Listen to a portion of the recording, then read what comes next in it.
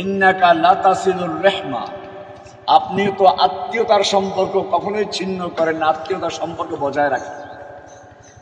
এটা সামাজিক কাজ, আত্মীয় স্বজনদের সাথে সুসম্পর্ক রাখা, তাদের সাহায্য করা।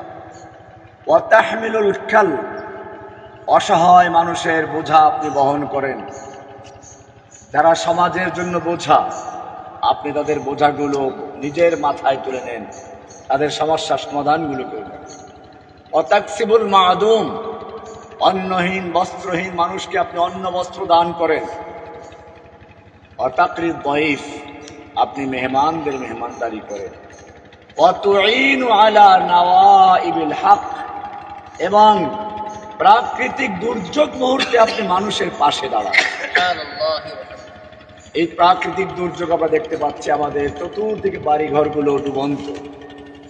আমি যেহেতু সফরে, সাথে আসলে টাকা পয়সা নেই, আর আমি তো দীর্ঘদিন জেলে থাকার পরে বের হয়েছি, তো আমার হাতে অল্প সামান্য যা কিছু ছিল, আমি এই টাকাগুলো আমার ভাই রফিকুল ইসলাম আল মাদানির কাছে তুলে দিচ্ছি। এটা শুধু আপনাদেরকে উৎসাহিত করার জন্য, যে যাতে করে কোরআনে একটা আয়াত আছে, ইন তুবদু খায়রান আও তুখফুহু ইউহাসিবকুম বিহিল্লাহ। কোরআনে আরেকটা বলা আছে, ইন তুবদু খায়রান ইন তুখফুহা ফানি'মা ওয়া ইন তুবদুহা ওয়া তু'তুল ফুকারা, যদি তোমরা প্রকাশ্যে দান করে এবং ফকিরদেরকে দিয়ে দাও, এটা তোমাদের জন্য ভালো, কারণ এটা দেখে অন্যরা উৎসাহিত হবে। আমি মূলত সেই অন্যদেরকে উৎসাহিত করার জন্য, আমার আজকে যারা দেখতে পাচ্ছেন, আপনাদেরকে উৎসাহিত করার জন্য আমি আমার এই অল্প সামান্য যা সাথে আছে, আমি আমার ভাই রফিকের হাতে তুলে দিচ্ছি। আল্লাহ তাআলা কবুল করুন, আমিন।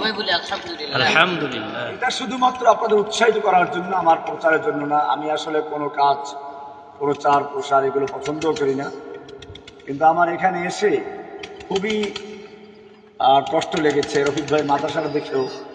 আমার তো মনে চায় যদি পারতাম আমার এই ছোট ভাইয়ের মাদ্রাসাটা, এই জীর্ণ শীর্ণ ছাত্ররা কষ্ট করে মাটিতে প্রায় একাকার হয়ে আছে, আমি যদি আমার সামর্থ্য থাকতো, আমি আমার সঙ্গে এক ভাইকে বলছিলাম, সে যদি আজকে আমার সাথে কিছু থাকলে আমি মাদ্রাসাটার কমসে কম ঘরগুলো পাকা করা যায় কিভাবে সেই ব্যবস্থা করতাম।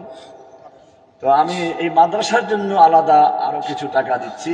এগুলো মূলত আমি ওই যে আসার পরে অনেকে হাদিয়া তোবা দিয়েছেন, তো হাদিয়াগুলো আমার অনেকে হাদিয়া দিচ্ছি, কারণ আমার তো আসলে কামাই রোজগার নাই। আমার বাড়িঘরগুলো মানুষের দখলে রাখা, আমি থাকি আসলে একজন আত্মীয়র বাসায় জীর্ণ শীর্ণ অবস্থায়।